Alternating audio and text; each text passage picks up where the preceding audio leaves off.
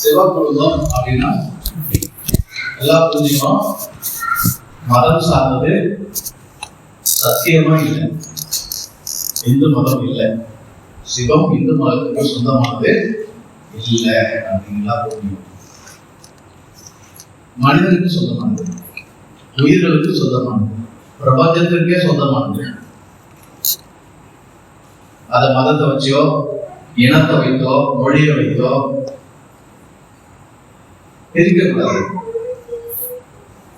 எந்த ஒரு இனமோ, எந்த ஒரு மதமோ, எந்த ஒரு இடமோ, மொழியோ வைத்து சிவத்தை பிரித்தால் அது சிவமே இல்லை.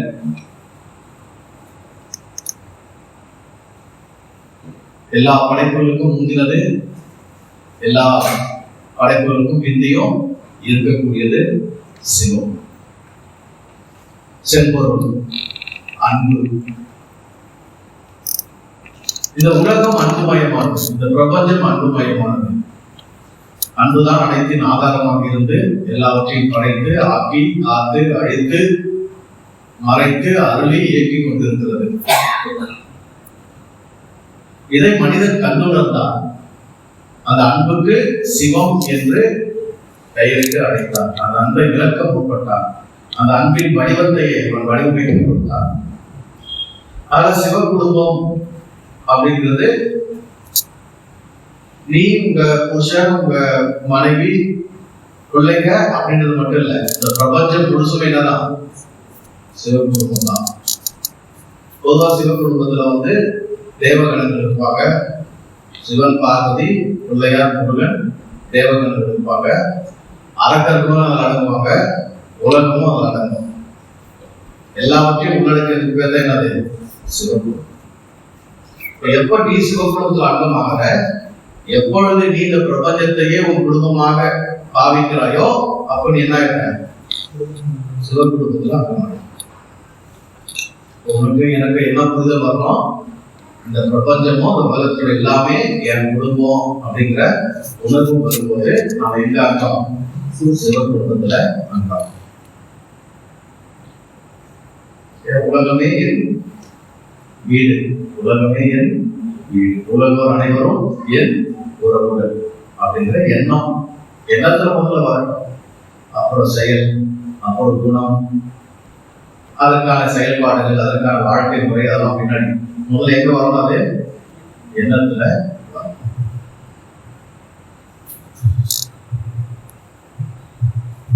எல்லாருமே இந்த சிவகுடும்பத்தில் தான் இருக்கிறாங்க.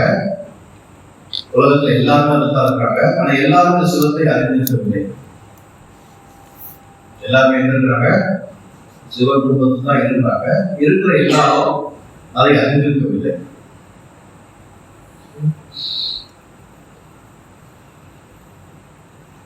நம்ம நேரா பிள்ளையார் இருப்போம். பிள்ளையார் ஒரு எளிமையான தெய்வம், ரொம்ப ரொம்ப எளிமையான தெய்வம். எவரும் எங்கேயும் எப்பவும் வணங்கத்தக்க ஒரு தெய்வம் பிள்ளையார். செலவு அதிகம் பண்ணி கும்பிட வேண்டிய அவசியமே கிடையாது. பிள்ளையார் கிடையாது, செலவு பண்ணி கும்பிடணும் அவசியம் கிடையாது. தெருவில் இருப்பாரு, அவரு முனைகள் இருப்பாரு, முக்குகள் இருப்பாரு, அரசமக்கள் இருப்பாரு, எங்கன்னா இருப்பாரு, பெரிய கோயில் இருப்பாரு, திருக்கோயில்கள் இருப்பாரு, தெரு ஓரத்திலையும் இருப்பாரு. எங்கும் இருக்கக்கூடிய யாரும் கும்பிடலாம், யாரும் கும்பிடலாம்.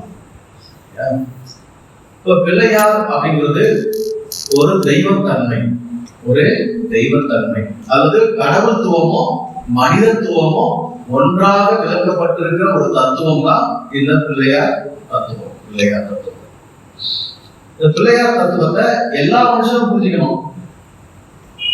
எல்லா மனிதரும் என்ன பண்ண வேண்டியது? புரிஞ்சுக்க வேண்டியது. ஏன்னா அந்த பிரபஞ்சத்தினுடைய தத்துவம் ரகசியமானது, ஆழமானது, அற்புதமானது. அவளை எளிதா எல்லாரும் புரிஞ்சிக்க முடியாது. அவளை எளிதா எல்லாரும் புரிஞ்சிக்கவே முடியாது. அதிகமா ஒரு மனுஷன் உழைக்கணும் அதிகமா ஒரு மனுஷன் கஷ்டப்பட்டு சம்பாதிக்கணும், அதிகமா ஒரு மனுஷன் முயற்சி பண்ணணும், பயிற்சி பண்ணணும் அப்படின்னா அது எதுக்காகனா இதெல்லாம் புரிஞ்சுக்கிறதுக்கு தான். அதெல்லாம் ஈஸி, அதெல்லாம் ஈஸி. நல்லா மனசுல எழுதிங்க. புரிஞ்சுக்கிறத தவிர மற்றதெல்லாம் ஈஸி. புரிஞ்சுக்கிறது மட்டும்தான் உலகத்திலே கஷ்டமான காரியம். மறுபடியும் மறுபடியும் ஒரு மனுஷன் பார்க்க வேண்டியது இருக்குது. ஏன்னா வெறும் புரிஞ்சுக்கிறதுக்காக தான் பொறுப்பெடுக்க வேண்டிய அவசியமே உண்டாகுது. ஒரே பிறப்புல புரிஞ்சுச்சுன்னா அவன் புண்ணிய திரும்ப என்ன பண்ண தேவையில்லை, பிறக்க வேண்டியதே இல்லை. அவ பிறந்து பிறந்து பிறந்து பிறந்து பிறந்து பிறந்து அதுவும் செத்து செத்து பிறந்து பிறந்து செத்து செத்து பிறந்து பிறந்து லலிதா சொல்லி எடுத்து செத்து செத்து பிறந்து பிறந்து புரிஞ்சிக்கக்கூடிய அளவுக்கு விஷயம் எப்படி இருக்கு. அவ்வளவு கலசியமா இருக்கு, அற்புதமா இருக்கு. ஆனாலும் எல்லாவற்றையும் புரிஞ்சு முடிச்சுட்டேன் முடிவுக்கு வந்தவங்க யாருமே இல்லை. தன்னளவில் நிறைவுபட்டு அவங்க இலைத்து விடுறாங்க தவிர முழு புரிதலுக்கு வந்தவங்க யாரையும் நம்ப முடியாது, சொல்லவே. ஆனா எல்லாரும் புரிஞ்சுக்க முயற்சி பண்ணுவோம். இந்த புரிதல் எல்லாருக்கும் ஒரே மாதிரி இருக்கிறது இல்லை. அப்படிங்கிறதுனாலதான் கடவுள் தத்துவத்தை, பிரபஞ்ச ரகசியத்தை, அற்புதமான விஷயங்களை, ஆச்சரியமான தகவல்களை எளிமையா வடிவங்களா, சிற்பங்களா, சிலைகளா, கதைகளா, உருவகங்களா, ஓமைகளா மனுஷங்க அக்கறை கொண்டு சொல்லி வச்சுக்கோ, எழுதி வச்சுக்கோ போயிருக்காங்க. ஆகவே இதெல்லாம் நம்ம உள்வாங்கிக்கிறதுனால நம்ம கொஞ்சம் நமக்கு ஊக்கம் கிடைக்கும். உள்ளத்துக்கு என்ன கிடைக்கும்? ஊக்கம் கிடைக்கும். ஊக்கம் மிகப்பெரிய சக்தி. ஊக்கம் மிகப்பெரிய சக்தி. எதையும் சாதிப்பதற்கு என்ன வேணும்? ஊக்கம் வேணும். பயிற்சி கத்துக்கிறதுக்கும் ஊக்கம் வேணும், பயிற்சி செய்யறதுக்கும் என்ன வேணும்? என்ன வேணும்? ஊக்கம் தான் வேணும். ஊக்கம் இல்லை என்ன ஆகும்? இதெல்லாம் நம்மை பற்றிய புரிதலை நமக்கு கொடுக்கும். நம்ம எவ்வளவு அதிசயமான ஒரு பிறவியை அடைஞ்சிருக்கிறோம் அப்படிங்கிற உணர்வை நமக்கு எடுத்து கொடுக்கும். எவ்வளவு அழகானது, அருமையானது இந்த வாழ்க்கை, எவ்வளவு விசேஷமானது அப்படிங்கிற ஒரு தன்மையை நமக்கு இது கொடுக்கக்கூடியதா இருக்கு. அதனால இதை உருவாக்குறது புரிஞ்சுக்கிறது ரொம்ப அவசியம். பிள்ளையார் அப்படின்றது பேரே ஒரு கேள்வியா இருக்கு. நாம வச்சிருக்கோம், பேரே ஒரு கேள்வியா இருக்குது. அப்படின்னா என்ன ஆகுதுன்னா, எந்த ஒரு குழந்தைக்கு எந்த ஒரு பெற்றோரும் இந்த பேர் என்ன பண்ண முடியாது, வைக்கவே முடியாது. எவ்வளவு பேர் இருக்குது, அவருக்கே வேற பேரும் நிறைய இருக்குல்ல. கணபதியின் பேர் இருக்குது, விக்னேஸ்வரன் பேர் இருக்குது, அப்புறம் விநாயகர் பேர் இருக்குது, நிறைய பேர்கள் இருக்குது இல்லையா? ஆனா குறிப்பா பிள்ளையார் அப்படின்னு சொல்ல என்ன காரணம்? 2 விதமான கேள்வியில் ஞானம் பிறக்குதுன்னு சொன்னேன். 2 விதமான கேள்வியில் மனிதனுக்கு ஞானம் உண்டாக்குது. ஒன்று, நான் யார், இந்த பிள்ளை யார் என்று ஒருவன் தன்னைத்தானே பார்த்து கேட்கும் கேள்வி ஞானத்தினுடைய அடித்தளமாக அமைகிறது. இன்னொன்று செவி கேள்வி, கேள்வி இருதல், ஒரு விஷயத்தை கேள்விப்படுறது. பல நேரங்கள்ல செவி வழி கேள்விதான் நமக்கு சுய கேள்விகளையே எழுப்புகிறது. இன்னும் பல வேளைகளில் சுய கேள்விகளுக்கு செவி வழி கேள்விகள் பதிலாய் அமைகிறது. 2 ஒன்றோடு ஒன்று என்ன பண்ணுது? கேள்வியும் பதிலுமா இருக்குது. உங்களை பத்தி ஏதோ ஒரு கேள்வி உங்களுக்கு எழுப்புது, அந்த கேள்விக்கு உங்களுக்கு பதில் என்ன செய்யுது? எங்க கிடைக்குது? காதால கேட்க. சில விஷயங்கள் நீங்கள் காதால கேட்கறீங்க, அது உங்களுக்குள்ள சில கேள்விகள் என்ன பண்ணிடுது? எழுப்பி விடுது. இந்த 2 தான் ஞானத்துக்கு உதவுகிற கருவிகள், செயல்கள் இல்லையா? கேள்விக்குறி பார்த்துக்கிறீங்களா? பிள்ளை யார் அப்படின்னு ஒரு கேள்விக்குறி போட்டா அந்த கேள்விக்குறி எப்படி இருக்கும்? என்ன வடிவத்தில் இருக்கும்? உங்க காது வடிவத்தில் இருக்கும். இந்த கேள்விக்குறி எப்படி இருக்கும்? உங்க காது வடிவத்தில் இருக்கும். கேட்டா உங்களுக்கு ஞானம் பிறக்கும். கேள்வி கேட்டா அந்த கேள்விக்கான பதில விடைய சரியாக கேட்டா அவனுக்கு என்ன பிறக்கும்? ஞானம்.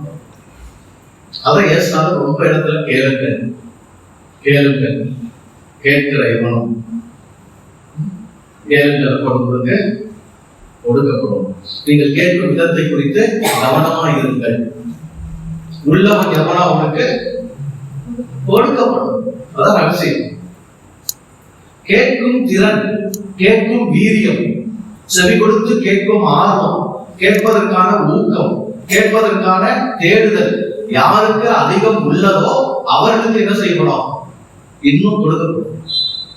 இதெல்லாம் தெரியும், இதெல்லாம் கத்துக்கினா போறாங்க. இது வரைக்கும் கத்துக்கிட்டு ஒன்னும் வேலைக்கு ஆகல. இதுக்கு மேல கேட்டு என்ன ஆக போறாங்க? ஒன்னும் பிரயோஜனம் இல்லை. கேட்டு அது சும்மாவே இருக்கலாம் இல்ல தானே? அதெல்லாம் வருதான் நமக்கு தோணும் தானே? என்னால சும்மா காதல கேட்டுதான் என்னது அதுதான் பேசுறது. எது கேட்கணும்? நாம இல்ல நிறைய எதுவும் இருந்தாலும் சரி. இப்ப கேட்பதில் அலட்சியம் உண்டாயிடுச்சுன்னு வச்சுக்க, ஆர்வம் போயிடுச்சுன்னு வச்சுக்க, ஊக்கம் எடுத்துன்னு வச்சுக்க, நமக்கு கொடுக்கப்படுவது நிறுத்தப்படும். இப்போ இங்க பிரபஞ்சம், இயற்கை, இறைவன் எப்போதும் அருள் பாவித்துக் கொண்டே இருக்கிறார், கொடுத்து கொண்டே இருக்கிறார், அருள்மழையை பொழுது கொண்டே இருக்கிறார். ஆனா அதை பெற்றுக்கொள்வதற்கான பாத்திரம், கேட்பதற்கான தீவிரம், கேட்பதற்கான ஆர்வம், பெற்றுக்கொள்வதற்கு நான் தயார் அப்படின்றது என்னது? காது திறந்து வைக்கிறது. பொதுவா சொல்லுவாங்கல்ல, உன் வாயை விரிவாய் தர அதை நன்மையா நிரப்புவேன். இல்ல நான் புதுவாசம் சொல்றேன், எடுங்க. உன் செவிகளை, உன் காதை விரிவாய் தர அதை நான் ஞானத்தால் நிரப்புவேன். அதான் பிள்ளையார் கும்பிடும் போது முக்கியமான தொழில் என்னது? காது குச்சி எடுத்து தோப்பு வரணும் போது. காது ரொம்ப முக்கியமான உறுப்பு. காதுல ஓட்ட போட்டு நகை அணிவது கூட ஒரு சயின்ஸ் தான். காதுல ஓட்டை போட்டு நகை அணிவது கூட என்னதான்? ஒரு சயின்ஸ் தான். பொதுவா நம்ம காதை நீவி விடுறதோ, அதுல ஒரு மசாஜ் பண்றதோ இல்ல, அது பிடிக்கிறதே இல்லை. ஸ்கூல்ல நல்லா பாத்தியாருங்க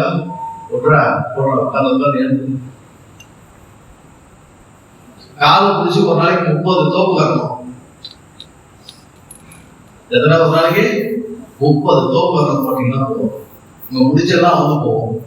ஞானம் தன்னால பிறக்கும். ஞானம் தன்னால படிப்பு ஏறும்.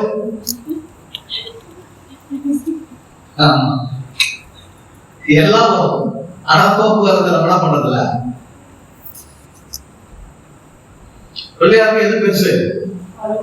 காது ரொம்ப பெருசு. கேட்கறது எவ்வளவு முக்கியன்றத யோசி. ஞானத்தின் கடவுள் பிள்ளையாரு, ஞானத்தின் கடவுள், மூல முதற் கடவுள். அவருக்கு இருக்கிற ஐம்புலன் உறுப்புகளே பெருசுதான் காதுதான்.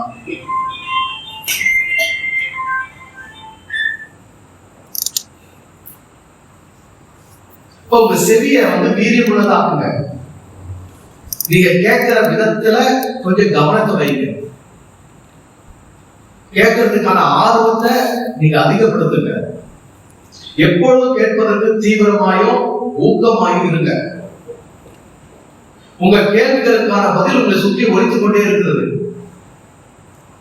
உங்க எண்ணங்களுக்கான, உங்க தேடுதலுக்கான விடை உங்களை சுற்றி ஒழித்துக் கொண்டே இருக்கிறது. இறைவன் ஒளிமயமானவன். இறைவன் யாரு? ஒளிமயமானவன். லைட் அண்ட் சவுண்ட் இரண்டிலும் அவன் தன்னை பிரதிபலித்துக் கொண்டிருக்கிறான், வெளிப்பட்டுக் கொண்டிருக்கிறான். அந்த ஒளி எப்பவுமே உங்களை ஊடுருவி உங்களை நெருக்கித்தான் இருக்குது. ஆனா காதுதான் அடைச்சிருக்கோம், அடிச்சுக்கிறோம், ஹெட்போன் போட்டு அடிச்சுக்கிறோம், ஏர்பட்ஸ் போட்டு அடிச்சுக்கிறோம், என்னென்ன போட்டு அடைக்கணும்னா பண்றேன் போட்டு அடைச்சிக்கிறோம். இயற்கை சத்தங்கள் பெரும்பாலும் காதுக்கு என்ன பண்றதுல சேரதே இல்லை. இயற்கை சத்தம் காதுல சேரதே இல்லை. நாம் அறிய வேண்டிய, புரிய வேண்டிய ஆச்சரியமான உண்மைகள், உண்மையாகவே நான் யார் என்கிற கேள்விக்கான பதிலுக்கே என் செவிகள் என்ன பண்ணல, திறமை இல்லை. ஆனா இந்த 2 விஷயத்துல ரொம்ப அடிப்படை ஆயிடுங்க. இதுல ரொம்ப கவனம் ஆயிடுங்க. இல்லை யார் என்கிற கேள்வி உன்னை பற்றி நீ எழுப்பிக் கொண்டே இருக்க வேண்டும். இந்த பிள்ளை யாரு, இந்த பிள்ளை யார் அப்படின்றது வெறும் ஒரு கேள்வி கிடையாது. அந்த ஒரு கேள்விக்குள்ள 100 கேள்விகள் அடக்கலாம். வெறும் பிள்ளை யாருனாலும் ஒரு கேள்வி நினைச்சிருக்கீங்களா நீங்க? ஒரு கேள்வி இல்ல, அது நிறைய கேள்விகள் அடங்கியிருக்கு. என்ன அடங்கியிருக்கு? எங்கிருந்து வந்திருக்கிறான், யாராக வந்திருக்கிறான், யாராலே வந்திருக்கிறான், இங்க வருவதற்கு முன் என்னவாக இருந்தான், வந்து என்ன செய்ய போகிறான், செய்து முடித்து எங்கே போக போகிறான், அங்கே போய் என்னவாக யாராக இருப்பான், இந்த பிள்ளைக்கு அப்பன் யார், ஆத்தா யார், உடன்பிறப்புகள் யார், இவன் தொழில் என்ன, இவன் நோக்கம் என்ன, இப்படி ஏகப்பட்ட கேள்விகள் எதிராக அடங்கியிருக்கு. அந்த ஒரே கேள்வியில பிள்ளை யார் அப்படின்றது ஒரு கேள்வியில ஒரு மனித வாழ்க்கையினுடைய அத்தனை கேள்விகளும் உள்ளடக்கம் செய்யப்பட்டுள்ளது. அப்ப நான் யார் என்று கேள்வி கேட்டு கண்டுபிடிக்க போறேன் அப்படின்னு நீ ஒரு கேள்வி கேட்டு ஒரு கேள்வி பதில் கண்டுபிடிக்கல. உன்னை பற்றிய ஒட்டுமொத்த கேள்விகளுக்குமான பதிலை தேடுகிறாய், ஒட்டுமொத்தமான கேள்விகளுக்குமான பதிலை பெறுகிறாய். அதனால ஒரு கேள்வி ஞானத்தின் கேள்வி. அது ஒரு கேள்வி என்ன கேள்வி? ஞானத்தின் கேள்வி. நிறைய கேள்விகள் வாழ்க்கை கேட்டு பஸ் எங்க போகுது, எப்போ வரும் பஸ், அவர் எங்க போனாரு, எப்போ வருவாரு சொல்லிட்டு போனாரா, என் போன் எங்க, சாப்பிட்டியா இல்லையா, எங்க போயிட்டு வர, என்ன பண்ணிட்டு இருக்கிற, இப்படி தினமும் பல கேள்வி என்ன பண்ணிட்டு இருக்கோம், கேட்டு இருக்கிறோம். இதெல்லாம் நடைமுறை இயல்பு வாழ்க்கையின் கேள்விகள். அந்த கேள்விகள்லாம் மாறிட்டே இருக்கும். சூழ்நிலைக்கும் சந்தர்ப்பத்தோட கேள்விகள் பண்ணிட்டே இருக்கும், மாறிட்டே இருக்கும். பதில் என்ன பண்ணிட்டே இருக்கும், மாறிட்டே இருக்கும். ஒரு முறை சாப்பிட்ட கேள்விக்கு என்ன பதில், சாப்பிட்டேன். இன்னொரு முறை சாப்பிட்ட கேள்விக்கு என்ன பதில், இல்ல. இன்னொரு முறை சாப்பிட்ட கேள்விக்கு என்ன பதில், சாப்பிட மாட்டேன், சாப்பிட பிடிக்கல. எப்படி என்ன பதில் மாறிட்டே இருக்கலாம். ஆனா இந்த கேள்வி ஞானத்தின் கேள்வி, இது வாழ்க்கையின் கேள்வி, இது ஆன்மீக கேள்வி. இந்த கேள்விக்கு ஒரே பதில் தான். ஒட்டுமொத்த கேள்விக்கு என்ன பதில், ஒரே பதில். கேள்விகளுக்கு பொதுவா பதில் வார்த்தையால சொல்லப்படும். கேள்விகள பதில் எவ்வளவு சொல்லுவாங்க, வார்த்தையால சொல்லுவாங்க. ஆனா இந்த கேள்விக்கு பதில் என்ன கிடையாது, வார்த்தையால் முடிகிறது கிடையாது. அது உணர்வாக அமைகிறது. பதில் எப்படி அமைது, உணர்வாக, அனுபவமாக, அறிவாக, ஞானமாக அமைகிறது தான் இந்த கேள்விக்கான பதில். அதனால்தான் இந்த தெய்வத்தின் பேர். இல்லை யார் என்பது ஒரு கடவுளுக்கே பேர். அப்ப நான் யார் அப்படிங்கிற கேள்வி உன்னை எங்க கொண்டு போகுது, கடவுள்கிட்ட கொண்டு போகும், ஞானத்திடத்துல கொண்டு போகும், தெய்வ நிலைக்கு வழிநடத்தி போகும். ஆனா வாழ்க்கையில என்ன கேள்வி கேட்கறியோ கேட்காம போறியோ, இந்த கேள்வி கூட கேட்காம இருக்காது. எல்லா தெய்வங்களை கும்பிடுறதுக்கும் முன்னாடி முதற்கண் தெய்வமா இதான் கும்பிடணும், பிள்ளையாரதான் கும்பிடணும். இப்ப எல்லாத்துக்கும் முந்தைய கேள்வி என்ன இருக்கணும், உனக்கு உன் வாழ்க்கையில உன் வயசுல எவ்வளவு சீக்கிரம் நான் யாருன்ற கேள்வியை கேட்டிருந்தியோ அவ்வளவு சீக்கிரம் நீ சிறப்பான பதில் அடைஞ்சிடும். உன் வாழ்க்கை சிறப்பு சீக்கிரம் கேட்கணும் அந்த கேள்வி. பொதுவா பிறவிகள் இருப்பதை மனுஷங்க நம்புறதில்லை. பிறவிகள் இருக்கிறது மனுஷங்க செய்யல நம்புறதில்லை. நம்பவும் முடியாதுதான். நம்பலன்னா தப்பெல்லாம் கிடையாது. நீ நம்பினாலும் சரி, நம்பலனாலும் சரி. எதை பிறவி இருக்குது, ரொம்ப பிறவி இருக்குது, முன்ஜென்மம் இருக்குது, பின்ஜென்மம் இருக்குதுன்றல அது இருக்குது. நீ நம்பினாலும் சரி, நம்பலனாலும் சரி. ஏன்னா இன்னொரு நிரூபிக்கப்படாத உண்மை யாருக்கும் தெரியாது. அவரவர் உணர்ந்தால் மட்டும்தான் உண்டு. அவரவர் உணர்ந்தால் மட்டும்தான் உண்டு. உணர்ந்தாலும் யாருக்கும் பிறவி உண்டு. உணர்ந்த என்னதான் பிறவி உண்டு. உனக்கு அதை நான் உரைப்பதனால உனக்கு என்ன கிடையாது, இருந்தது இல்லைன்னு அர்த்தம் கிடையாது. சரியா?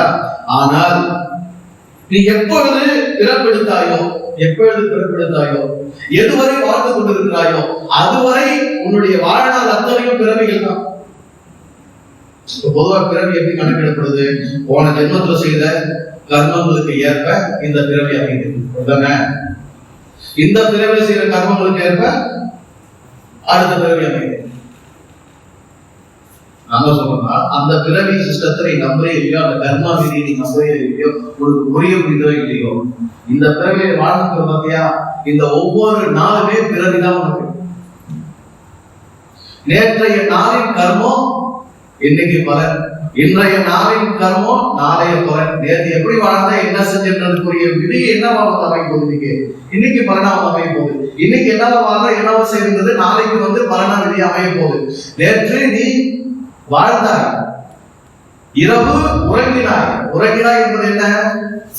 செத்தாய். திருவள்ளுவர் அழகா என்ன சொல்லிட்டாரு, உறங்குவது போல சாக்காடு.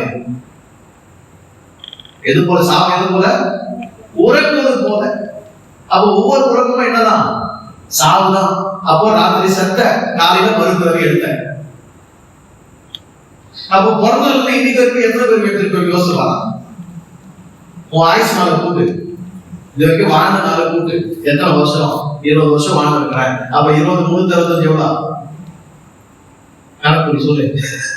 20 365 எவ்வளோ? 2 3 6 2 6 12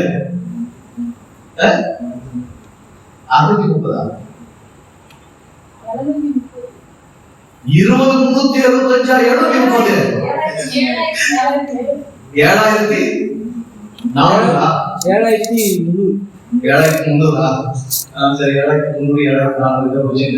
அப்ப எத்தனை 20 வயசு வாழ்ந்தவங்க எத்தனை பேர் எடுத்துக்கிறான்? 2 தூங்கிடுறாங்க.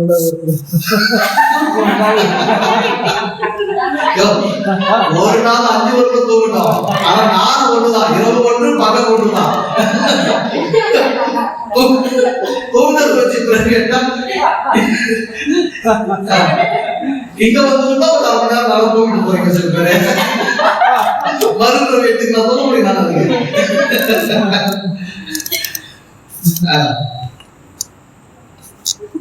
7020 வயசு வரைக்கும் நீ வாழ்ந்தாவே எத்தனை பேர் எடுத்துருக்க? 7300 மறுபடியும் எடுத்துருக்க. என்ன நீ 30 வருஷம் வாழ்ந்தேன்னா, 40 வருஷம் வாழ்ந்தேன்னா, 50 வருஷம் எத்தனை பிறவி? இவ்வளவும் மறுபிறவிதான். நீ விளையாட்டு நினைக்காத. இதை விளையாட்டு நினைச்சா உன்னோட மோசமா போறது யாரும் கிடையாது.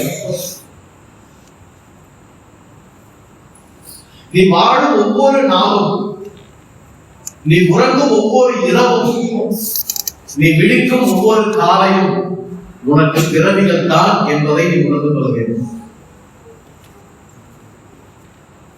மறுஜென்மம் எத்தனை இருக்கிறது? இன்றைக்கு நீ ஜென்மம் எடுத்திருக்கிறாய், நாளைக்கு எடுப்பியா இல்லையான்னு தெரியாது. இந்த பிறவியில் அடையணும் அப்படிங்கிறது பொதுவா நீ என்ன நினைச்சுக்கிற, இந்த வாழ்க்கை இருக்குல்ல, இந்த வாழ்க்கை எது வரைக்கும் பிறப்பு இறப்பு வரைக்கும் இந்த வாழ்க்கை இருக்குல்ல, இந்த வயசு முழுசும் எது வரைக்கும் வயசு போக, எது வரைக்கும் வாழ்க்கை போக உங்களுக்கு எப்படி தெரியும்? எப்படி தெரியும்? என்றைக்கு உன் செவிகள் இந்த பிறவியில் அடைய வேண்டும் என்று கேட்கிறாயோ, அந்த பிறவி என்பது என்னைக்கு? அன்னைக்கு. என் பிறவி இன்னைக்கு முடியுதுன்னா என் வாழ்க்கை, என் செயல், எனது தேடுதல், நான் அடையணும்னு நினைக்கிறது, என் லட்சியம், எனது தேவை, அதை பெறுவது, அதனால எனக்கு தீவிரம் எப்படி இருந்தாகும்? என் கேள்விக்கு பதில் பெறணும், அந்த தீவிரம் எப்படி இருக்கும்? என் பிறவி முடிக்கிறதுக்குள்ளே இருக்கணும்பா. என் பிறவி என்னைக்குப்பா முடியுது? இன்னைக்கு முடியுதுப்பா, நாளைக்கு மறுபிறவிப்பா. அப்ப இன்றைக்கு என் கேள்வி ஒண்ணு எழுதுன்னா அதுக்கான பதிலுக்கு என்னுடைய வேகம், என்னுடைய தீவிரம் எப்படி இருக்கும்? அப்படி ஒரு தீவிரம் ஞானத்திற்கானது, கேட்பதற்கானது. அவன் தான் பிறவியை உணர்ந்தவன். அவன் யாரே? பிறவியை உணர்ந்தவன், பிறவியின் அருமையை உணர்ந்தவன். இருக்குது நாளை கேட்டுக்கலாம், இன்னும் 6 வாரம் கேட்டுக்கணும் போச்சுன்னா, இன்னும் 1 மாசம் போதும் கேட்டுக்கணும் போச்சுன்னா, அப்படின்னா என்ன? நீ பிறவியை என்ன பண்ணலைமோ உணர்ந்துக்கல. பிறக்கும் நாளின் பிறவியை உணர்ந்துக்கல. உனக்கு கிடைக்கிற ஜென்மத்தின் வாய்ப்பை நீ உணர்ந்துக்கல. எல்லாம் லேசா நடக்குது. எல்லாம் நடக்குது லேசா. நாள் போறது, நாள் வருது, அது ராத்திரி வருது, பகல் வருது, தூங்குறோம், எழுதுறோம். அதுல என்ன சூட்சம் இருக்குன்னே நமக்கு என்ன பண்ணல, விலங்குல. அது எவ்வளவு பெரிய அதிசயம், அது எவ்வளவு பெரிய அற்புதம். சும்மாவா நாள் போறது, சும்மாவா நாள் போறது.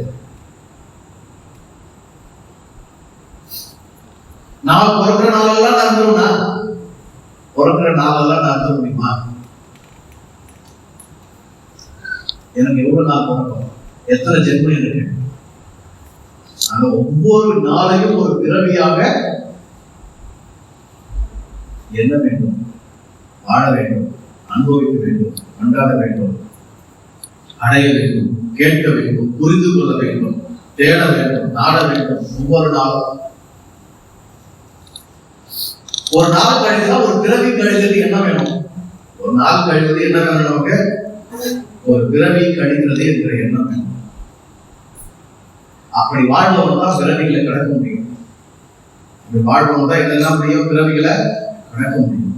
அப்போ உடைய ஞான தேடுதல், உடைய கேட்கும் தீவிரம் ஒரு பிறவியில் அடையக்கூடிய அளவில் தீவிரப்பட்டு இருக்கணும். பிள்ளையார் மட்டும் மொச்சு மொச்சு பார்த்துவாங்கன்னு சொன்னேன். படம் பாத்தீங்களா?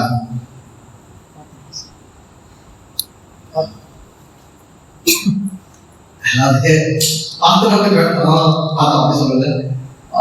இல்லையோ பார்த்து சும்மா இருந்தாலும் ஏன் பார்க்க வெதுவாக வைப்போம். இல்ல ஒருவேளை உங்களெல்லாம் பிள்ளையார் பெரிய யானை தலை ஆட்கள் பேசுனாங்க. ஒரு சின்ன யானை தலையே 100 கிலோவுக்கு மேல இருக்கும். ஒரு சின்ன குட்டி யானை தலையே 100 கிலோவுக்கு மேல. அப்போ பெரிய யானை தலைனா அது ஒரு 500 கிலோ வச்சுங்க. இப்போ 500 கிலோ தலையை நீங்க வச்சிருக்கீங்க உங்க கழுத்துல, நீங்க எப்படி ஆடுறீங்க தலைய? ஆமா, மெதுவா அப்படியே ஆடுங்க. ஏன்னா அவ்வளவு சொல்ல நீங்க அப்படிதான் ஆடுறீங்க. நாங்க ஏன் பிள்ளையார போய் பார்க்கணும், நாங்களே யாரும் ஆடிடுவோம். நாங்க ஆடுற பார்த்தாலே என்ன பண்ணிக்கோ. மூல கணபதி, அவர் யாரு? மூல கணபதி. பொதுவா பிள்ளையார் யானை தலை, மனித உடல். அது முழுச மனித உடல் கூட சொல்ல மாட்டாங்க. இடுப்புக்கு கீழே தான் மனித உடல், இடுப்புக்கு மேல கழுத்து வரைக்கும் தேவர் உடல் சொல்லுவாங்க.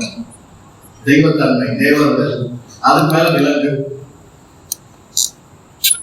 இப்படி ஒரு பிறவி எங்கேயாவது பிறந்தா என்ன நடக்கும் யோசிச்சு பார்க்கலாம். யாருக்காவது உள்ள பிறந்தது யானை தலையோட பிறந்தது எப்படி இருக்கும் யோசிச்சு பாருங்க. அந்த நிகழ்ச்சி ஓட மாட்டாங்க. ஐயோ புள்ளியாருக்கு கொண்டாரு, கணபதி கொண்டாரு, 9 கோலும் ஒன்றாய் காண எங்கள் வீட்டுக்கு வர வேண்டும், எங்கள் வீட்டுக்கு வர வேண்டும் அப்படின்னு பாட்டு வருவாங்க. என்ன பண்ணுவாங்க? என்னன்னா இப்படி பிறந்திருக்கு, நமக்கு ஏற்க முடியுமா? என்ன சாப்பாடு கொடுக்குதுன்றதே கஷ்டமா இல்லை. மாடல் எப்படி கொடுக்குறது? தும்பிக்கை நீட்டு இருக்குது, எங்க தூக்கி வச்சு எதை திறந்து கொடுத்துருங்க. எப்படி பால் கொடுக்குறது, இந்த புள்ளி எப்படி வளர்க்கறது, அவர் குழந்தை கற்பனை கூட பண்ண முடியாது. நம்ம அந்த வாய்ப்பே கிடையாது. யாருமே ஒத்துக்க மாட்டாங்க. எந்த பெற்றோருமே அப்படி ஒரு குழந்தை என்ன பண்ண மாட்டாங்க, ஒத்துக்க மாட்டாங்க, வச்சுக்க மாட்டாங்க. நல்ல வேலை இருக்கு, யாருக்கு அப்படி குழந்தை என்ன பண்ணல வரல அப்படின்னா இந்த குழந்தை என்ன பண்ணல, யாருக்கும் உண்மையா அந்த மாதிரி பிறந்த குழந்தை இல்லை. அது செய்யப்பட்ட குழந்தை, அது செய்யப்பட்ட. அதனால உங்க செஞ்சாங்களா பெற்றாங்களான்னு கேட்கறாங்கல்ல. கேள்வி என்ன கேட்கறாங்க, உங்க செஞ்சாங்களா பெற்றாங்களா அப்படின்னு என்ன அர்த்தம்? செய்யறது இஷ்டப்படி செஞ்சுக்கலாம், ஆனா பெற்றுக்கிறது அது எப்படி வருதோ அப்படிதான் பெற்றுக்க முடியும். நாம தான் பெற்றுக்கிட்டு நம்ம எல்லாம் பெற்றாங்க, அதெல்லாம் டிசைன் யார் கையில இல்ல, நம்ம கையில இல்ல. ஆனா பிள்ளையார நம்ம செஞ்சோம், அவன் டிசைன் யார் கையில இருக்குது, இஷ்டப்படி கண்ணாமன்னு வச்சிருக்கோம். யானை தலையை வைப்போம், தும்பி கையை வைப்போம், உடம்பு வைப்போம், தொந்தியை வைப்போம். ஒரு கைனா இன்னும் கஞ்சம், ஒரு கையில ஒரு 5 கையை, 5 கை, தும்பி கையோடு சேர்த்து 5 கை. 5 கலத்தனை 6 முகத்தனை. அவை என்ன பண்றாங்க? 5 கரத்தனை 6 முகத்தனை. ஆணை முகத்துல ஒரு மனுஷன், ஆணை முகத்துல ஒரு புள்ள. ஏன் அப்படி செஞ்சோம்? அப்போது பெற்றெடுக்கப்பட்டதால செய்யப்பட்டது. என்ன பண்ணது? செய்யப்பட்டது. பேருண்மையை விளக்குவதற்காக செய்யப்பட்டது. பேருண்மையை விளக்குவதற்காக செய்யப்பட்டது. பொதுவா முதல்ல பிறக்கும் போது அந்த குழந்தை அப்படி பிறக்கலையா? பிறக்கும் போது அந்த குழந்தை எப்படி பிறக்கலையா? யானை தலையோடு பிறக்கலையா? சாதாரண மனுஷன், சாதாரண மனிதர்கள் தான் செய்யப்பட்டதா. செஞ்சது யாரு? சக்தி பார்வதி. எதுல இருந்து செஞ்சாங்கன்னா உடம்புல இருந்து அழுக்கு எல்லாம் சொல்றாரு.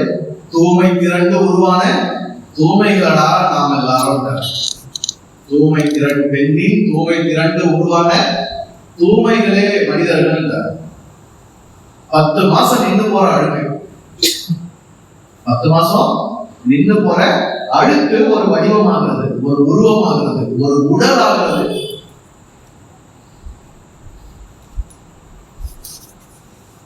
அந்த தூய்மையிலும் தான் எது வந்திருக்கு? இந்த புள்ள வந்திருக்கு. எங்க எதிர்ப்பு வந்திருக்கு? எதிர்ப்பு வந்திருக்கு. தூய்மையிலிருந்து வந்திருக்கு இந்த புள்ள, அழுக்கிலிருந்து வந்திருக்கு இந்த புள்ள, ரத்த உதிரத்திலிருந்து வந்திருக்கு இந்த புள்ள. மாசம் வெளியேறது. ஆனா 10 மாசம் நின்று போச்சு. உதிரம் போல. பொதுவாக அதை தீட்டுன்றோம். பொதுவாக என்ன சொல்றாங்க? தீட்டுன்றோம். அந்த தீட்டு அப்படின்னு சொல்லப்படுற அந்த தூய்மையில இருந்தா உள்ள வருது. இதுதான் அடிப்படை உண்மை. நீ யார் நான் யார் அப்படின்னு கேள்வி கேட்டா, நீ யார் நான் யார் என்ற கேள்விக்கு நம்ம முதல்ல சந்திக்கிறது உன்னுடைய என்னுடைய உடம்பு தான். அந்த உடம்புடைய உண்மை தன்மை என்ன? அது ஒரு பெண்ணின் தீட்டு, அது ஒரு பெண்ணின் தூய்மை. எங்க அம்மாவின் தூய்மை நான், உங்க அம்மாவின் தூய்மை நீ, அவங்க அம்மாவுடைய தூய்மை தான். எல்லாரும் யார்தான்? எல்லாரும் யார்தான்? தூய்மை பசங்க தான். போடா தூய்மை பயில. என் வீடு பக்கத்துல ஒரு பாட்டி இருந்தாங்க. எப்ப பாரு அவங்க தூய்மையா தான் திட்டுவாங்க. எல்லாமே குழப்பமா பையன் அந்த தூம பையன் தான், அந்த தூம பையன் போனா, அந்த தூம பையன் செஞ்சானோ. இதுக்கப்புறம் என்னன்னா தூம பையன் கேட்ட அப்பதான் சொல்லி அந்த அம்மாக்கே தெரியாம இவ்வளவு புனிதமான வார்த்தையே வார்த்தாதான் பேசி போயிருக்குது.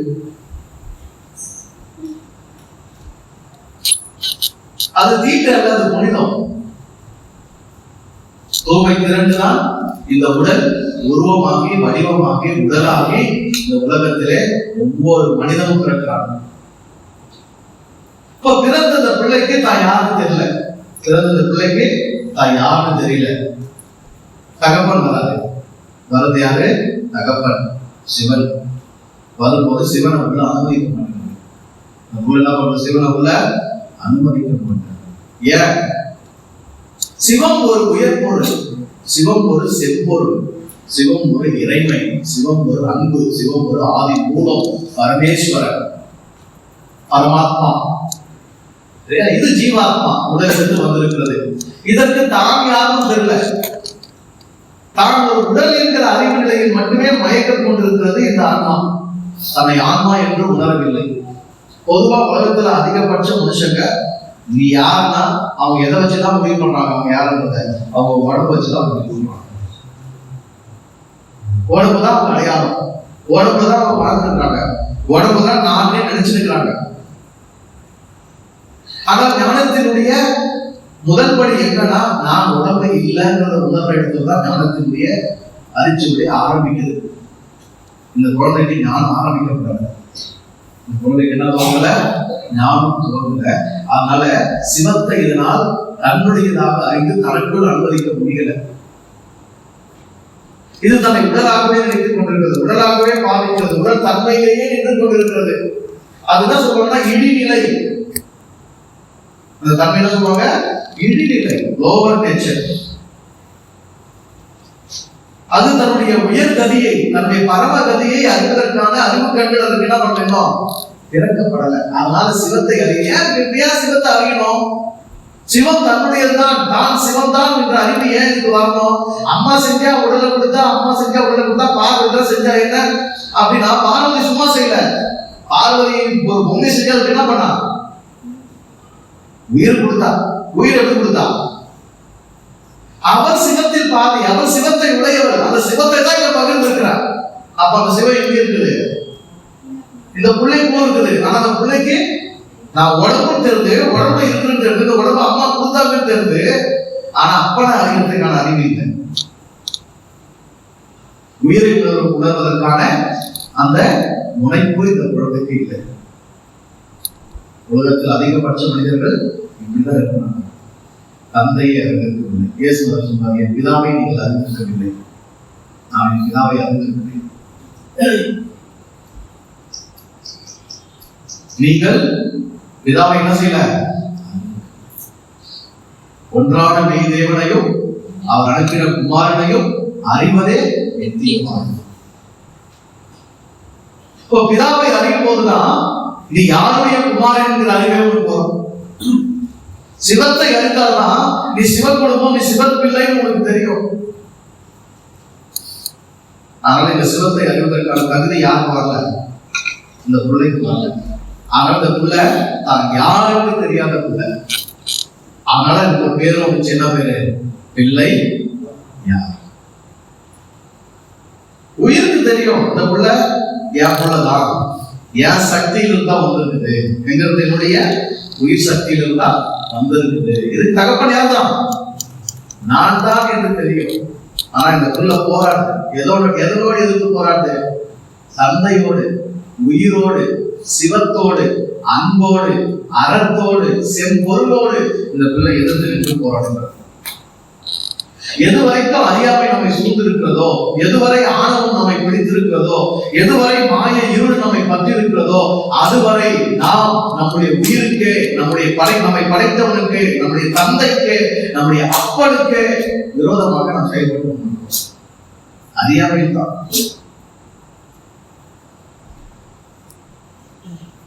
அறியாமை ஒரு இருள். அறியாமை ஒரு இருள். அந்த இருள் அகற்றப்பட வேண்டியது. பொதுவா இயற்கையில ஒரு இருள் இருந்துட்டே இருக்கு. இயற்கையில ஒரு இருள் இருந்துட்டே இருக்கு. இரவனால் ஒரு இருள் சூழ்கிறது. அந்த இருள் ஒவ்வொரு நாளும் என்ன பண்ணப்படுது? கதிரவனால் விளக்கப்படுகிறது. கதிரவன் போன்று நம்முடைய வாழ்க்கையில ஒரு ஞான ஒளி உதிக்கும் போது கண்ணால மாய இருள், அறியாமை இருள் என்ன செய்கிறது? அகன்று போகிறது. எல்லா மனிதருக்குமே இருளை விளக்கக்கூடிய ஒளி உள்ளேதான் இருக்கிறது. அவங்களுக்குள்ள ஏற்படுற மாய இருளை விளக்குவதற்கு ஒளி எங்கதான் இருக்கு? உள்ளதான் இருக்கு. ஆனால் அனுமதிக்கிறது இல்லை, பர்மிட் பண்றது இல்லை. உயிராகி இந்த சிவத்தை, உடலாகி இந்த பிள்ளை, உடலே என்று தான் அறிந்து உயிரை உணரும் தன்மையில் இல்லை. அதனால அந்த போராட்டம், போராட்டம் வாழ்க்கை பலருக்கு போராட்டமாகத்தான் இருக்கிறது. வாழ்க்கை பலருக்கு இருக்கு. பிறந்த எல்லாருக்கும் வாழ்க்கை எப்படி இல்லை? மகிழ்ச்சிகரமா இல்லை, இனிப்பா இல்லை, சுகமா இல்லை, ஆனந்தமா இல்லை, பரவசமா இல்லை. பலர் வாழ்க்கை பத்தி என்னதான் கணக்கு பார்க்க, லைஃப் ரொம்ப சேரும், வாழ்க்கை வந்து என்ன சொல்றது, அதுதான் அவங்க அனுபவிக்கும் போதுதான் தெரியும். உங்களுக்கு என்ன ஈஸியா சொல்றீங்க? அது ஈஸின்றதே யாரும் கிடையாது. வாழ்க்கை ஈஸின்றதே நிறைய பேருக்கு கிடையாது. வாழ்க்கை என்பது போராட்டமே, நல்லதொரு போராட்டமே. போராட்டம் பண்றவங்க நல்ல போராட்டம் தான், கெட்ட போராட்டம் தான். போராட்டம் போராட்டம் தான். ஆனா எப்படினாலும் வாழ்க்கை ஒரு ஆட்டம். எப்படினாலும் வாழ்க்கை ஒரு ஆட்டம். புரிந்து கொண்டால் அது பூரிப்பாட்டம், புரிதல் இல்லை என்றால் அது என்னது? போராட்டம். இப்ப இந்த மையம் வகிக்கிறது என்னன்னா, மாற்றத்துக்கான கருவி என்னன்னா, புரிதல் இருக்கா இல்லையா? புரிஞ்சுக்கிட்டா வாழ்க்கை உங்களுக்கு என்னது? பூரிப்பாட்டம், ஒரு விளையாட்டு. பூரிப்பாக விளையாடுகிற ஒரு விளையாட்டு போன்றதுதான் வாழ்க்கை. புரிஞ்சுக்கிட்டா. புரிதல் இல்லைன்னா ஆமா வால் எடுத்து, அதுதான் பேரு கதாயுதம். கதாயுதம் எடுத்து, அம்பு வில்லெல்லாம் எடுத்து, அப்புறம் துப்பாக்கி எல்லாம் எடுத்து, AK-47 எடுத்து ஒருத்தர் சுட்டுக்கிற அளவுக்கு என்ன பண்ணது? போராட்டம். உனக்கு வாழ்க்கை எப்படி போகுது பாருங்க. உனக்கு வாழ்க்கை எப்படி போகுது பாருங்க. மகிழ்ச்சியா போகுது, ஆனந்தமா இருக்குது, பரவசமா இருக்குது, பூரிப்பா இருக்க முடியுது, லேசா இருக்க முடியுது, சுகமா இருக்க முடியுது, சௌகரியமா இருக்க முடியுது அப்படின்னா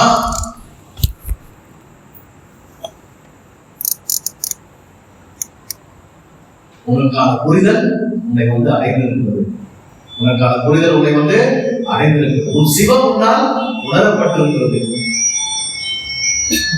உனக்கான கேள்வியை நீ அடைந்திருக்கிறாய். கேள்விக்கான பதிலை நீ அடைந்திருக்கிறாய். இல்ல சார், ரொம்ப போராட்டம், டென்ஷனுக்கு மேல டென்ஷன், டென்ஷன் சொல்லுங்க, டென்ஷனுக்கு புக் வைக்க முடியும். இது எப்படி தெரியல? டென்ஷனுக்கு மேல ஒரு டென்ஷன், டென்ஷனுக்கு மேல டென்ஷன் தோணுதா? டென்ஷனுக்கு மேல டென்ஷன் வந்த வாழ்க்கையில தான் இருக்கும். நான் 22, 23 வருஷமா பாஸ் ஆகிறேன். டென்ஷன் இல்லை, வேலை செய்யும் பார்த்தா சேலரி இல்ல, இது ரிட்டர்ன் ஆனதுக்காக பென்ஷன் கொடுப்பாங்க பார்த்தா யார் கொடுப்பாங்க? யார் போய் கேட்கறது? Oh God, Father, Holy Spirit, Jesus, I am your servant. I worked for God 23 years. Now I retired.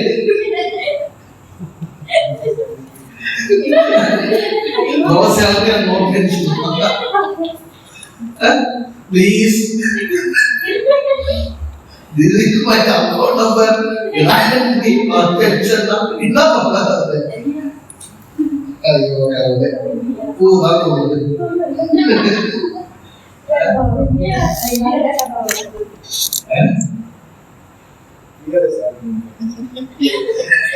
Settlement கொடுத்துருக்கோம்ல, டிஆர்எஸ் வாங்கிட்டீங்க, லேட்டா வரும். நீங்க செக்ரட்டரி,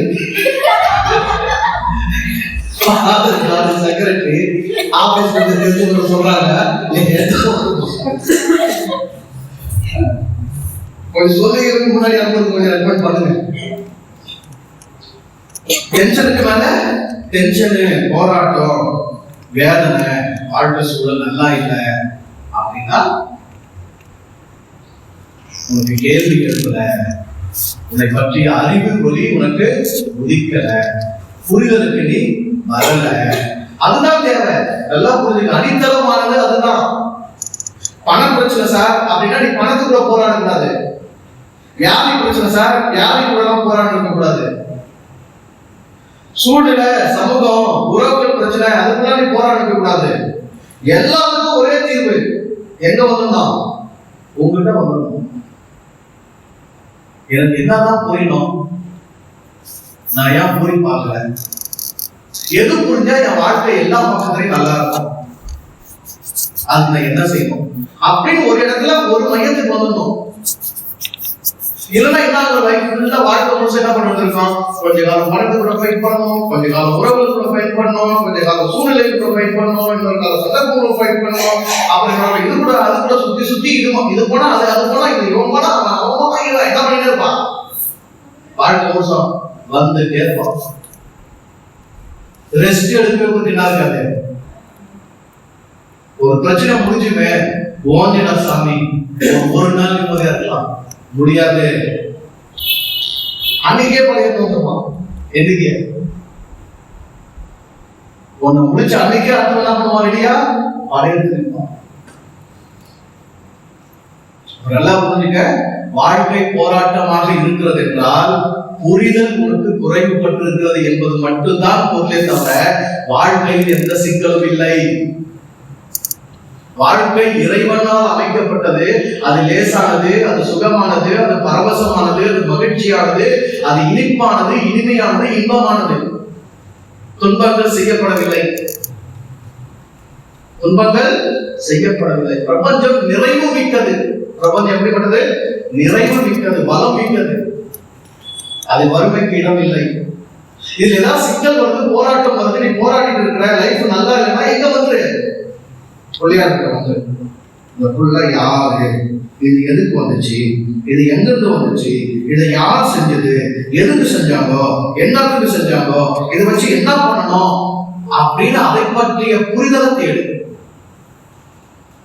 அந்த வெளிச்சம், அந்த ஒளி உங்களுக்கு கிடைச்சிட்டா நீ எல்லாத்தையும் டீல் பண்ணிக்கலாம்.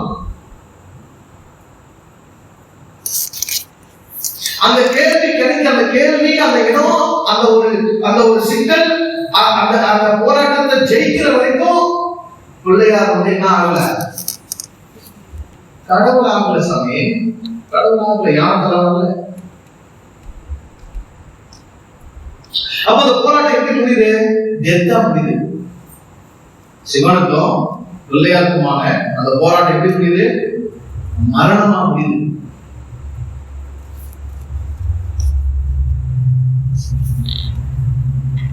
போராட்டமாக வாழ்கிறவர்கள் அத்தனை பேரும் மரணிக்கிறார்கள். போராட்டமாக வாழ்கிற அத்தனை பேரும் மரணிக்கிறார்கள்.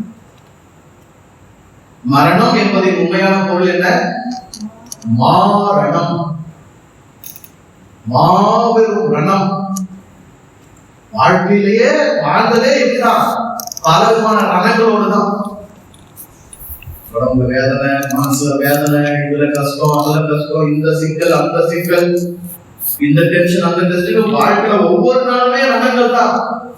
சரி, இப்படிதான் ரணங்களை வாழ்ந்தோமே, சாவாவது சொல்ல வரல. அது எல்லாத்தையும் ஒன்று சேர்த்தால்தான் அடைக்கிற அளவுக்கு எல்லாத்தையும் மாறமா வரலாம். என்ன இது அதே மாதிரி உள்ளவனுக்கு கொடுக்கணும், இல்லாத இருக்கிறது எடுத்து சொல்லணும். என்ன நீதி இது?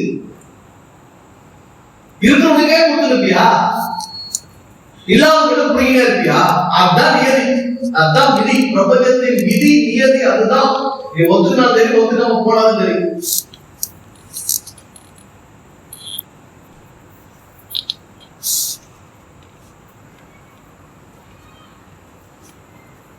எல்லா விஷயத்துலீங்க அறிவா இருக்கட்டும், ஆசையா இருக்கட்டும், ஆனந்தமா இருக்கட்டும், பணமா இருக்கட்டும், பொருளா இருக்கட்டும், இருக்கிறவங்க தான் போய் சேரும், இல்லாதவங்க இருக்கிறதும் போகும்.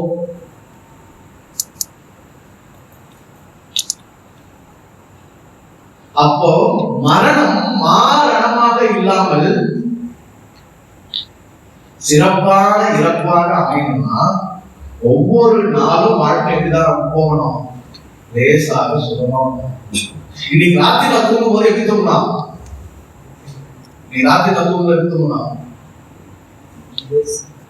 சுகமா தூங்கணும். தினந்தோறும் ராத்திரி தூங்கும்போது சுகமா தூங்கினா ஒரு நாளைக்கு 12 நிரந்தர தூக்கத்துக்கு போகும்போது எப்படிதான் போயிடுவேன்? சுகமான தூக்கத்துக்கு தான் போயிடுவேன். தினந்தோறும் டென்ஷனோட தூங்க போனேன்னா நிச்சய தூக்கத்துக்கு போகும்போது எப்படி போவேன்? ஐயோ மொத்தத்தை சேர்த்து இருக்கணும். போராட்டம் மரணத்தை விளைவிக்கிறது. மரணம் தண்டனை கிடையாது. மரணம் என்ன கிடையாது? தண்டனை கிடையாது. மரணம் ஒரு வரம், மரணம் ஒரு அன்பு பரிசு. மரணம் மட்டும் வரலன்னு வச்சுக்கணும், நீ இன்னும் போராட்ட முடிவு வர முடியாது, புரிதலுக்கு வர முடியாது. அதனால வெற்றா வீழ்றா, அனுப்புறா, எவன கால அனுப்புறா, வாசக்கையில வீசுறா, ஈழ்த்தோட தாங்க வேற உடம்பு போட்டு வேற ஒரு நாள் நல்ல நடப்பா கண் போயிடலாம்.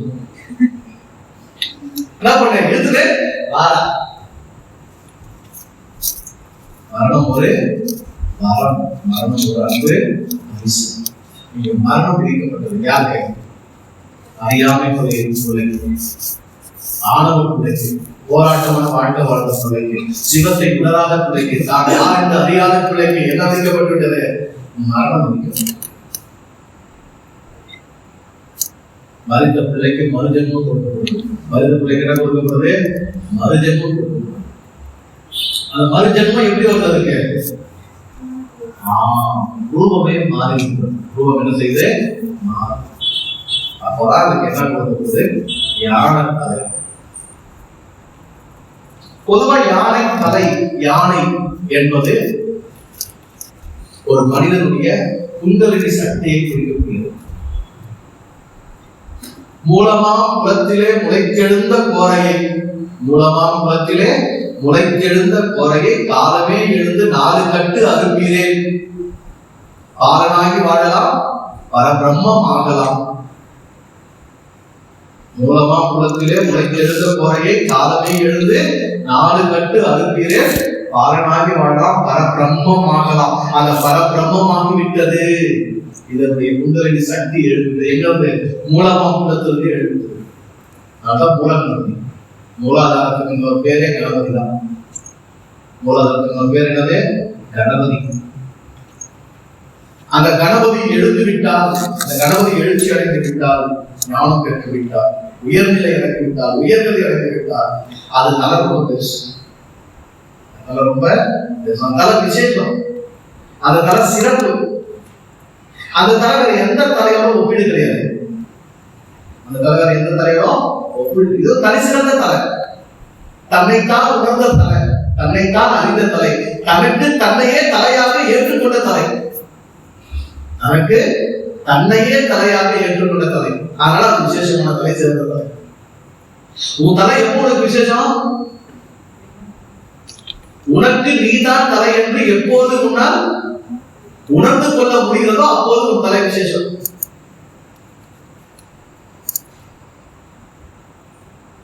உலகத்துல அப்படி உணர்ந்து கொண்ட தலைகள் ரொம்ப குறைவு.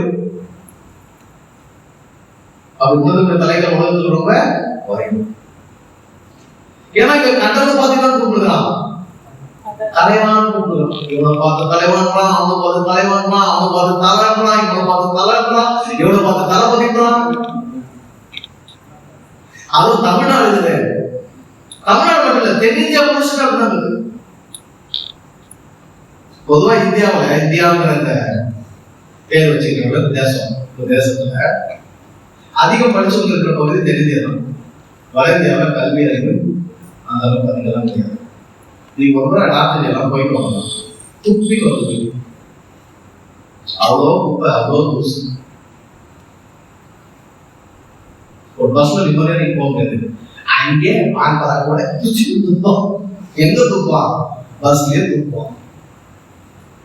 செல்போடு மேலே உட்காரலாம், அப்படியே மண்ணெல்லாம் உட்காந்து ஒண்ணு கேட்கலாம் முடியாது. தட்டின்னு உட்காந்து இருக்கான், ஒன்னும் பேச முடியாது. புழுதிக்கான மாதிரி இருக்கும். சில நகரங்கள்லாம் புழுதிக்கான மாதிரி இருக்கும். என்ன கலர் கார் வாங்கினாலும் மண்ணு கலர் தான் இருக்கும். என்ன கலர் கார் வாங்கினாலும் அது என்னதான் இருக்கும்? மண்ணு கலர் தான் இருக்கும். பொதுவாக அப்படிதான் இருக்கு. இங்கதான் அதிகம் படிச்சவர்கள். ஆனா அதிகமா கூட்டாடுறதுக்கு கொடி பிடிக்கிறதா எங்கடா?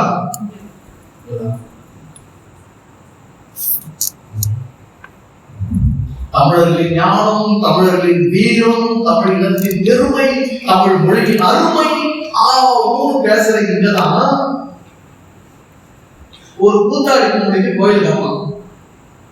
யாருக்கு? குஷ்புக்கு கோயில் கட்டலாம். அப்ப எவ்வளவு உயர் ஞானிகள் இந்த மண்ணில வளர்ந்தாங்களோ இருந்தாங்களோ அதுக்கு நேர் எதிர்மாறா முட்டாளங்க தான் இருக்கலாம், இங்கதான் இருக்கலாம். அதனால இங்க நிறைய பேர் தளபதி, நிறைய பேர் கட்சியில தளபதி, சினிமால தளபதி. யாருக்குமே இல்லைங்க, யாருக்குமே அவன் பார்த்தாலும் அவங்க அப்படின்னா இல்ல, தலையா இல்ல, எல்லாம் முன்னாள் பார்த்துட்டு இருக்கு. எல்லாம் எப்படி இருக்கிறாங்க? முன்னாள் பார்த்துருக்காங்க. அதனால யார் வச்சிருக்கிறாங்க? எல்லாரும் நிறைய பேர் தலையில வச்சிருக்காங்க. இங்க இவர் விசேஷமாயிட்டாரு. இவருடைய சக்தியுடைய ஆற்றலை எழுப்பி பண்ணி ஆயிடுச்சு. ஞானத்திற்கான படி இவரை துவங்கி விட்டது. அதனால இவர் தலை விசேஷம் ஆயிடுச்சு. தலை என்ன ஆயிடுச்சு? விசேஷம் ஆயிடுச்சு. உன் தலை எப்பொழுது விசேஷம்? உனக்கு நீயே தலை என்று உன்னுடைய தலைவன் உன் தலையில் தான்